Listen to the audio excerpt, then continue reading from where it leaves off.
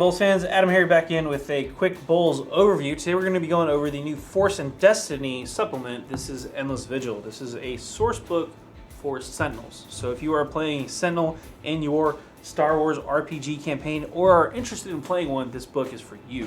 It's also for your GM.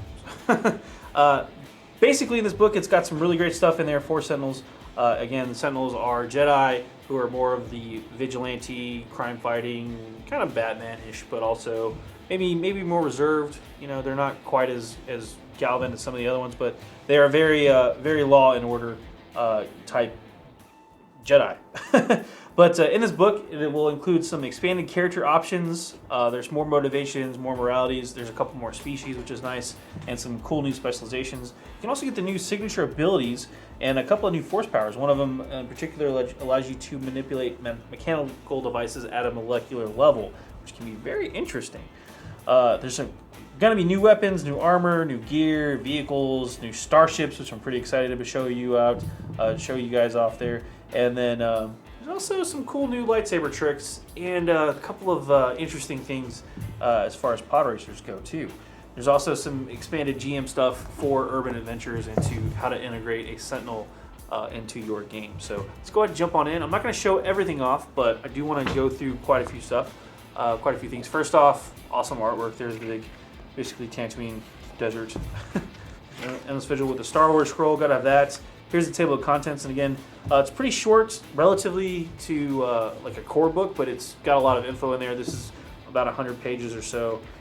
Once you flip to the back, yeah, 95 pages. So pretty quick little read. Lots of art, lots of cool stuff. This goes over what these Sentinels are, and kind of gives you, if you don't know what they are already, gives you even more information about that. How to use Sentinels in the different types of settings. So this is the core setting, the smugglers, Sentinels in the Outer Rim, stuff like that. Kind of what a Sentinel does. They are kind of, again, Batman-ish with their vigilante tendencies and stuff like that. Really don't like crime and corruption. How to do backgrounds for all of your Sentinel stuff like that. Different styles. I'm going to skip through a lot of that stuff.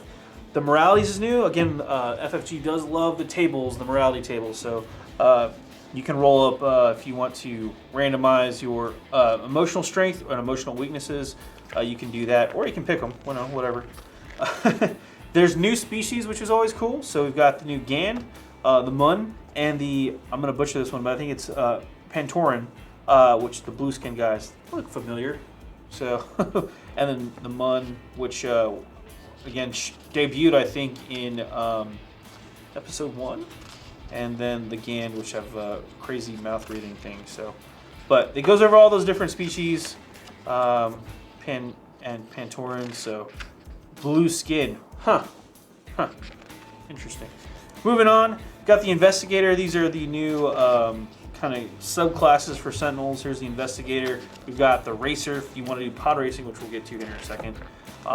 We have the Sentry, which is kind of interesting. It's the Sentinel Sentry. So moving on from there. A bunch of new talents, which I'm not going to go over, but those are all included. And then we also have this interesting new thing. We have the signature abilities. Oh, and the motivations. Don't forget those. Those are important. Signature abilities. I don't know why you'd hold a lightsaber like that, but whatever. It talks about how it breaks down with the nodes, basic form, and then upgrades, and then how to acquire them, and then kind of an upgrade tree for that, which is kind of neat. This is the new Force Power Manipulate. This is the Force Manipulate tree, which I believe this is what allows you to mess with stuff on the molecular level, either damaging it or repairing it. So you're really good with machines. Tools of Judgment, this is the fun part. This is where we get to look at all of the different weapons and gear and ships and all that fun stuff. A bunch of new weapons. This cracked me up. It's a light whip. That's right. It's a lightsaber variation. We have the new Cross Guard lightsaber. Wonder where they got that idea from. We have a light whip, which is the rarest and most bizarre of all the numerous lightsaber variants, which it's a lightsaber that actually functions like a whip, which, I don't know about you, but that scares the crap out of me. We have the Crash Gear, which might look familiar if you're a big fan of Episode 1 Pod Racer. We have a G-Suit and all that fun stuff. We have all those dumb series pit droids. I don't know why they would have that. Oh, because we're doing pod racing, that's right. All these fun stuff, droids and stuff. Scanning equipment. Where was it at? Drugs and poisons, gotta have that. Lightsaber Attachments, one of my favorite sections. Why? Because we get to talk about new lightsaber crystals. I've got 2 new lightsaber crystals here. One of them is interesting with sound resonating. Basically, whenever you do lightsabers clashing, it messes with them even more.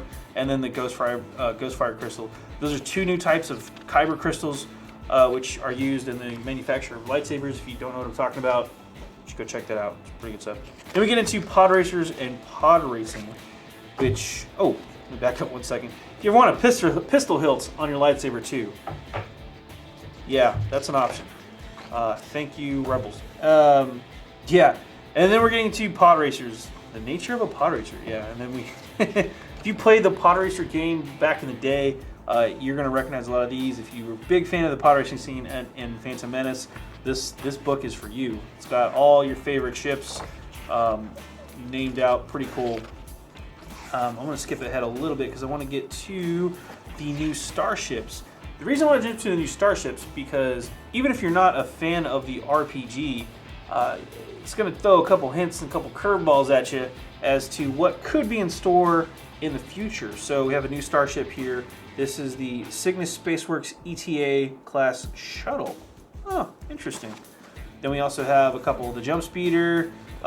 This is the KSE Row 1 Lummus class courier. So that one's got some guns on it there too. This is the Legate class courier over here. So yeah, new ships. Keep an eye out for those. Not saying they're gonna show up in say like X-Wing or anything, but I wouldn't put it past FFG. Last thing here is gonna be mostly for the GM. If you don't want to get spoiled, stop now. Thanks for watching. Come back later. But moving on from here, that's your last spoiler warning. We've got some new stuff for urban environment games. So how to bring your game to life, confrontations, using the Force in an urban environment, how to set up urban encounters, all that fun stuff. Contact networks. If you're playing an urban game with detectives and mysteries and investigations, you gotta have a contact network. How to get those contacts, all that fun stuff. How to use the investigators, how to get them in the game and stuff like that. There's Ezra. So that's what that is. Lightsaber hilt crafting is more stuff. This is kind of more for the GM. Again, standard lightsaber, precision lightsaber, defensive lightsaber, double-bladed lightsaber, pull lightsaber, and then just all the different stuff that you need to make that. I'm skipping ahead because there's more stuff I don't want to spoiler. But how to do encounters for Sentinels, adventures for Sentinels, and campaigns with Sentinels. So, really good stuff. That was a really quick overview. I don't want to sell this book short, but it's really good. Endless Vigil.